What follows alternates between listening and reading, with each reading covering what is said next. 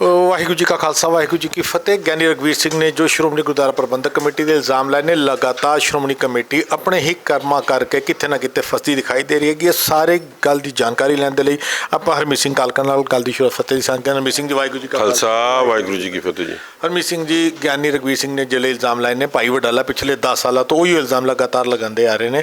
ਅੱਜ ਸਵੇਰੇ ਵੀ ਮੇਰੀ ਭਾਈ ਵਡਾਲਾ ਦੇ ਨਾਲ ਜਦੋਂ 1-to-1 ਗੱਲ ਹੋਈ ਤਾਂ ਉਹਨਾਂ ਨੇ ਸਰਬਤ ਖਾਲਸੇ ਦੀ ਗੱਲ ਕੀਤੀ ਹੈ। ਉਹ ਕਹਿੰਦੇ ਨੇ ਸ਼੍ਰੋਮਣੀ ਗੁਰਦੁਆਰਾ ਪ੍ਰਬੰਧਕ ਕਮੇਟੀ ਦੇ ਉੱਤੇ ਧਾਮੀ ਐਂਡ ਟੋਲਾ ਲਗਾਤਾਰ ਲੁੱਟ ਮਚਾ ਰਿਹਾ ਤੇ ਇਹਨਾਂ ਨੂੰ ਕੱਢ ਕੇ ਬਾਹਰ ਸੁੱਟਣ ਦੀ ਲੋੜ ਹੈ। ਤੁਹਾਡਾ ਇਸ ਮਸਲੇ ਤੇ ਕੀ? ਦੇਖੋ, ਬਿਲਕੁਲ ਲੋਕਾਂ ਦੇ ਮਨਾਂ ਦੇ ਵਿੱਚ ਬਹੁਤ ਵੱਡਾ ਰੋਸ ਹੈ ਕਿ ਜਿਸ ਤਰੀਕੇ ਦੇ ਨਾਲ SGPC ਦੇ ਪ੍ਰਧਾਨ ਸਾਹਿਬ ਨੇ ਮੌਜੂਦਾ, ਮੈਂ ਸਮਝਦਾ ਕਿ ਅੱਜ ਸਿੰਘ ਸਾਹਿਬ ਗਿਆਨੀ ਰਘਵੀਰ ਸਿੰਘ ਅਜੇ ਵੀ ਹੈੱਡ ਗ੍ਰੰਥੀ ਨੇ ਸ਼੍ਰੀ ਦਰਬਾਰ ਸਾਹਿਬ ਦੇ, ਉਹਨਾਂ ਦੇ ਉੱਤੇ ਇਲਜ਼ਾਮ ਲਾਤੇ। ਜਿਸ ਵਕਤ ਉਹਨਾਂ ਨੇ ਗੱਲ ਕੀਤੀ, ਕੁਐਸਚਨ ਉਹਨਾਂ ਨੇ ਚੁੱਕਿਆ ਔਰ ਉਹਨਾਂ ਨੂੰ 72 ਘੰਟੇ ਦਾ ਅਲਟੀਮੇਟਮ ਦੇ ਦਿੱਤਾ।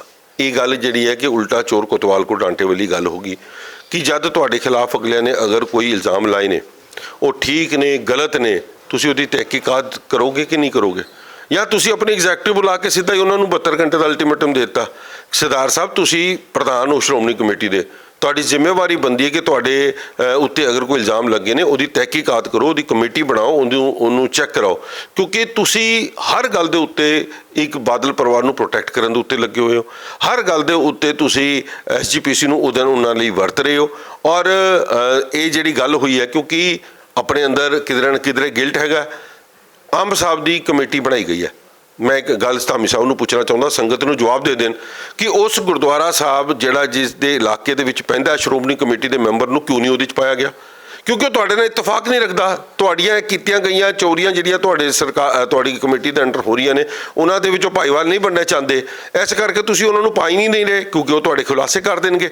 ਤੁਸੀਂ ਇਹ ਗੱਲ ਦੱਸਣ ਕਿ ਆਮ ਸਾਹਿਬ ਦੀ ਉਸ ਜਗ੍ਹਾ ਦੇ ਮੈਂਬਰ ਨੂੰ ਕਿਉਂ ਨਹੀਂ ਪਾਇਆ ਗਿਆ। ਸੋ ਇਹ ਗੱਲਾਂ ਸਾਰੀਆਂ ਜਿੱਥੇ ਨੇ ਇੱਕ ਸ਼ੱਕ ਦੇ ਦਾਇਰੇ 'ਚ ਲੈ ਕੇ ਆਉਂਦੀ ਹੈ।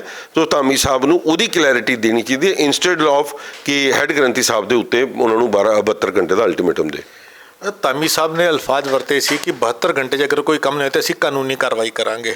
ਵਡਾਲਾ ਸਾਹਿਬ ਦਾ ਤਾਂ ਸਾਫ਼ ਕਹਿਣਾ ਹੈਗਾ ਕਿ ਇੱਕ ਪਾਸੇ ਤੇ ਤੁਸੀਂ ਜਦੋਂ ਪੰਜਾਬ ਸਰਕਾਰ ਕਾਨੂੰਨੀ ਕਾਰਵਾਈ ਕਰਦੀ 328 ਸਰੂਪਾਂ ਤੇ ਤੁਸੀਂ ਕਹਿੰਦੇ ਹੋ ਕਿ ਅਕਾਲ ਤਖਤ ਔਰ SGPC ਕਿਸੇ ਕਾਨੂੰਨ ਦੇ ਦਾਇਰੇ 'ਚ ਨਹੀਂ ਆਉਂਦੇ, ਤੇ ਜਦੋਂ ਗਿਆਨੀ ਰਘਵੀਰ ਸਿੰਘ ਦੀ ਗੱਲ ਆਉਂਦੀ ਹੈ ਤੇ ਤੁਸੀਂ ਕਹਿੰਦੇ ਹੋ ਕਾਨੂੰਨੀ ਕਾਰਵਾਈ ਕਰਾਂਗੇ। ਦੋਗਲਾ ਰਵੱਈਆ ਨਹੀਂ ਹੈਗਾ? ਦੇਖੋ, ਇਹ ਇਕੱਲਾ ਇਸ ਗੱਲ ਦੇ ਉੱਤੇ ਨਹੀਂ ਹੈ, ਹਰ ਚੀਜ਼ ਦੇ ਉੱਤੇ SGPC ਦਾ ਦੋਗਲਾ ਰਵੱਈਆ।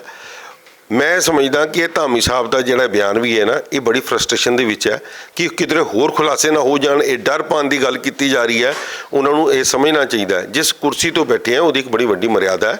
ਉਹਦੇ ਵਿੱਚ ਇਹਨਾਂ ਦਾ ਇਹ ਲਫ਼ਜ਼ ਜਿਹੜਾ ਬੋਲਿਆ ਗਿਆ, ਇਹ ਵਾਕਈ ਦਿਲਾਂ ਦੇ ਵਿੱਚ ਇੱਕ ਮੈਂ ਸਮਝਦਾ ਰੋਸ ਪ੍ਰਗਟ ਕਰਦਾ ਹੈ ਕਿ ਤੁਸੀਂ ਜਥੇਦਾਰ ਜਿਹੜਾ ਸਿੰਘ ਸਾਹਿਬ ਬੈਠੇ ਹੋਣ, ਹੈੱਡ ਗ੍ਰੰਥੀ ਹੋਣ ਦਰਬਾਰ ਸਾਹਿਬ ਦੇ, ਜਿਸ ਸਥਾਨ ਦੇ ਉੱਤੇ ਗੁਰੂ ਸਾਹਿਬ ਨੇ ਬਾਬਾ ਬੁੱਢਾ ਜੀ ਨੂੰ ਬਿਠਾਇਆ ਹੋਇਆ, ਤੁਸੀਂ ਉਸ ਸਥਾਨ ਦੇ ਉਸ ਮੁਖੀ ਨੂੰ ਕਹੋ ਜੀ ਕਿ ਅਸੀਂ ਤੁਹਾਨੂੰ 72 ਘੰਟੇ ਦਾ ਅਲਟੀਮੇਟਮ ਦੇ ਰਹੇ, ਨਹੀਂ ਤੇ ਤੇਰੇ ਤੇ ਕਾਨੂੰਨੀ ਕਾਰਵਾਈ ਕਰਾਂਗੇ। ਇਸ ਤੋਂ ਸ਼ਰਮ ਦੀ ਗੱਲ ਕੋਈ ਨਹੀਂ ਹੈ, ਕਿਉਂਕਿ ਅੱਜ ਤੁਸੀਂ ਸਾਰੀਆਂ ਹੱਦਾਂ ਪਾਰ ਕਰ ਚੁੱਕੇ ਹੋ। ਔਰ ਮੈਂ ਸਮਝਦਾ ਕਿ ਇਹ ਸਾਰੀਆਂ ਹੱਦਾਂ ਪਾਰ ਜਦ ਧਾਮੀ ਸਾਹਿਬ ਨੇ ਅੱਜ ਤੋਂ 6-8 ਮਹੀਨੇ ਪਹਿਲੇ ਜਦ ਇਸਤੀਫਾ ਦਿੱਤਾ ਸੀ, ਉਸ ਤੋਂ ਬਾਅਦ ਜਦ ਇਹਨਾਂ ਨੇ ਦੁਬਾਰਾ ਜੁਆਇਨਿੰਗ ਕੀਤੀ ਹੈ, ਇਹਨਾਂ ਦੇ ਉੱਤੇ ਇਹਨਾਂ ਨੂੰ ਕਿਸੇ ਚੀਜ਼ ਦਾ ਅੰਡਰ ਪ੍ਰੈਸ਼ਰ ਲਿਆ ਕੇ ਰੱਖਿਆ ਗਿਆ। ਇਹ ਸਾਰੇ ਗਲਤ ਕੰਮ ਜਿਹੜੇ ਨੇ ਉਸ ਤੋਂ ਬਾਅਦ ਹੋ ਰਹੇ ਨੇ। ਔਰ ਧਾਮੀ ਸਾਹਿਬ ਇਸ ਪਾਰਟੀ ਦਾ, ਇਸ ਪਰਿਵਾਰ ਦਾ ਹੱਥ ਠੋਕਾ ਬਣ ਕੇ ਕੰਮ ਕਰ ਰਹੇ। ਕਮੇਟੀ ਦੇ ਜਦੋਂ ਪ੍ਰੈਸ ਕਾਨਫਰੰਸ ਗੱਲ ਕਰਦੀ ਹੈਗੀ ਹੈ, ਮੀਡੀਆ ਦੇ ਸਵਾਲ ਪ੍ਰੈਸ ਕਾਨਫਰੰਸ ਤੋਂ ਬਾਅਦ ਉਹਨਾਂ ਨੇ ਅਲਫਾਜ਼ ਵਰਤੇ ਨੇ ਕਿ 22,000 ਬੰਦਿਆਂ ਦਾ ਸਟਾਫ ਹੈ, ਮੈਂ ਕਿੱਦਾਂ ਧਿਆਨ ਰੱਖ ਸਕਦਾ ਅਗਰ ਇੱਥੇ ਰੋਜ਼ ਦੇ 10-15 ਘੋਟਾਲੇ। ਮੈਂ ਇੱਥੇ ਕਲੀਅਰ ਕਰ ਦਿਆਂ, ਉਹਨਾਂ ਨੇ 10-15 ਗਲਤੀਆਂ ਨਹੀਂ ਬੋਲੀਆਂ, ਉਹਨਾਂ ਨੇ ਕਿਹਾ ਅਗਰ 10-15 ਘੋਟਾਲੇ ਹੋਣ ਤਾਂ ਇੱਕ ਬੜੀ ਆਮ ਦੀ ਗੱਲ ਹੈ। ਮਾਫ਼ ਕਰਨਾ, ਤੁਸੀਂ ਵੀ ਦਿੱਲੀ ਸਿੱਖ ਗੁਰਦੁਆਰਾ ਪ੍ਰਬੰਧਕ ਕਮੇਟੀ ਦਾ ਕੰਮ ਐਜ਼ ਏ ਸੇਵਾਦਾਰ ਦੇ ਤੌਰ 'ਤੇ ਨਿਭਾ ਰਹੇ ਹੋ। 10-15 ਘੋਟਾਲੇ ਕੀ ਮਾਫੀ ਦੇ ਲਾਇਕ ਨੇ? ਉਹ ਕਹਿੰਦੇ ਨੇ ਮੈਂ ਇੱਥੇ ਕੋਈ ਇਨਕੁਆਇਰੀ ਕਮਿਸ਼ਨ ਤੋਂ ਨਾ ਬਿਠਾ ਲਵਾਂਗਾ। ਮੈਂ ਤੁਹਾਨੂੰ ਹੁਣੇ ਗੱਲ ਕੀਤੀ ਹੈ ਕਿ ਧਾਮੀ ਸਾਹਿਬ ਇੱਕ ਬਹੁਤ ਅੰਡਰ ਪ੍ਰੈਸ਼ਰ ਕੰਮ ਕਰ ਰਹੇ ਨੇ। ਮੈਂ ਉਹਨਾਂ ਦੇ ਉੱਤੇ ਇਲਜ਼ਾਮ ਨਹੀਂ ਲਾਉਣਾ ਚਾਹੁੰਦਾ, ਮਗਰ ਉਹ ਇਸ ਵਕਤ ਇੰਨੇ ਅੰਡਰ ਪ੍ਰੈਸ਼ਰ ਨੇ, ਉਹਨਾਂ ਨੂੰ ਪਤਾ ਹੀ ਨਹੀਂ ਮੈਂ ਗੱਲ ਕੀ ਕਰ ਰਿਹਾ।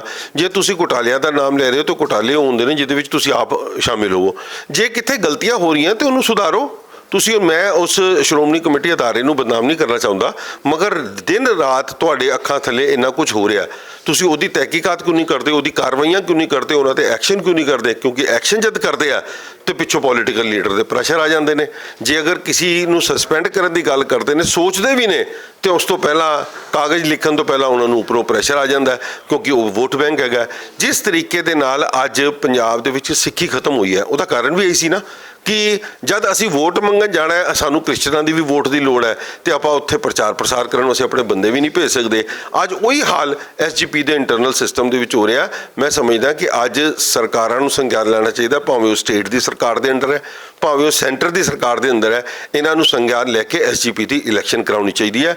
ਅੱਜ 2011 ਤੋਂ ਲੈ ਕੇ 2026 ਹੋ ਗਿਆ, ਅੱਜ ਤੱਕ ਸ਼੍ਰੋਮਣੀ ਕਮੇਟੀ ਦੀ ਇਲੈਕਸ਼ਨ ਨਹੀਂ ਹੋ ਰਹੀ, ਔਰ ਜਦ ਇਲੈਕਸ਼ਨ ਨਾ ਹੋਏ ਤੇ ਮਨਮਾਰਜ਼ੀਆਂ ਚੱਲਦੀਆਂ ਰਹਿਣਗੀਆਂ। ਇੱਕ ਅਖੀਰਲਾ ਸਵਾਲ, ਗਿਆਨੀ ਰਘਬੀਰ ਸਿੰਘ ਨੇ ਪ੍ਰੈਸ ਕਾਨਫਰੰਸ ਪੂਰੀ ਕੌਮ ਨੂੰ ਅਪੀਲ ਕੀਤੀ ਹੈ ਕਿ ਸਰਬੱਤ ਖਾਲਸਾ ਦੀ ਕਾਲ ਦਿੱਤੀ ਜਾਏ। ਭਾਈ ਵਡਾਲਾ ਦੀ ਗੱਲ ਕਰ ਲਈ, ਉਹ ਵੀ ਸਰਬੱਤ ਖਾਲਸਾ ਦੀ ਗੱਲ ਕਰ ਰਹੇ ਨੇ। ਤੁਹਾਨੂੰ ਲੱਗਦਾ ਹੈਗਾ ਕਿ ਇਸ ਸਿਚੁਏਸ਼ਨ ਦੇ ਅੰਦਰ ਸਰਬੱਤ ਖਾਲਸਾ ਹੋਏਗਾ, ਔਰ ਅਗਰ ਸਰਬੱਤ ਖਾਲਸਾ ਦੀ ਕਾਲ ਪੂਰੀ ਹੁੰਦੀ ਹੈਗੀ ਹੈ ਤੇ ਕੀ ਦਿੱਲੀ ਕਮੇਟੀ ਉਹਦੇ ਅੰਦਰ ਸ਼ਮੂਲੀਅਤ ਕਰੇਗੀ? ਦੇਖੋ, ਸਰਬੱਤ ਖਾਲਸਾ ਪਹਿਲੇ ਵੀ ਹੋਇਆ, ਉਹਦੇ ਸਿੱਟੇ ਕੀ ਨਿਕਲੇ? ਸਰਬੱਤ ਖਾਲਸੇ ਦਾ ਮੈਨੂੰ ਨਹੀਂ ਲੱਗਦਾ ਕਿ ਅੱਜ ਕੋਈ ਫਾਇਦਾ ਹੋਣਾ ਹੈ। ਅੱਜ ਫਾਇਦਾ ਸਿਰਫ ਕੌਮ ਨੂੰ ਤਦ ਹੋ ਸਕਦਾ ਹੈ ਜਦ ਇਸ ਪਾਰਟੀ ਤੋਂ ਸ਼੍ਰੋਮਣੀ ਕਮੇਟੀ ਨੂੰ ਆਜ਼ਾਦ ਕੀਤਾ ਜਾਏ। ਸਾਨੂੰ ਸਰਬੱਤ ਖਾਲਸੇ ਵੱਲ ਜ਼ੋਰ ਮਾਰਨ ਦੀ ਜਗ੍ਹਾ ਸ਼੍ਰੋਮਣੀ ਕਮੇਟੀ ਦੀ ਇਲੈਕਸ਼ਨਾਂ ਕਰਾਉਣ 'ਤੇ ਜ਼ੋਰ ਮਾਰਨਾ ਚਾਹੀਦਾ, ਕਿਉਂਕਿ ਇਹ ਜਿਹੜੀ ਗੱਲ ਜਿਹੜੀ ਹੈ ਸਰਬੱਤ ਖਾਲਸਾ ਬੁਲਾਈਆਂ, ਇਹ ਇਖਤਿਆਰ ਮੇਰੇ ਖਿਆਲ ਅਕਾਲ ਤਖਤ ਦੇ ਜਥੇਦਾਰ ਸਾਹਿਬ ਕੋਲ ਹੁੰਦਾ, ਜਾਂ ਪੰਥ ਨੇ ਅਗਰ ਇਕੱਠੇ ਮਿਲ ਕੇ ਕਰਨਾ ਹੈ ਤੇ ਕਰਨ। ਮੈਨੂੰ ਉਹਦੇ ਬਾਰੇ ਰੂਪ ਰੇਖਾ ਬਣਾਉਣ ਦਾ ਇੱਕ ਪੂਰਾ ਐਗਜ਼ੈਕਟ ਨਹੀਂ ਪਤਾ ਕਿ ਮੈਂ ਇੰਝ ਹੀ ਬੋਲਾਂ ਕਿ ਨਹੀਂ ਬੁਲਾਉਣਾ ਚਾਹੀਦਾ, ਨਹੀਂ ਬੁਲਾਉਣਾ ਚਾਹੀਦਾ। ਜਦ ਕਦੇ ਵੀ ਅਗਲਾ ਸਰਬੱਤ ਖਾਲਸਾ ਪੰਥ ਨੂੰ ਇਕੱਠਾ ਕਰਨ ਵਾਸਤੇ, ਪੰਥ ਦੀ ਚੜ੍ਹਦੀ ਕਲਾ ਵਾਸਤੇ ਬੁਲਾਇਆ ਜਾਏਗਾ, ਦਿੱਲੀ ਕਮੇਟੀ ਔਰ ਸ਼੍ਰੋਮਣੀ ਅਕਾਲੀ ਦਲ ਦਿੱਲੀ ਸਟੇਟ ਉੱਤੇ ਜ਼ਰੂਰ ਜਾਏਗੀ।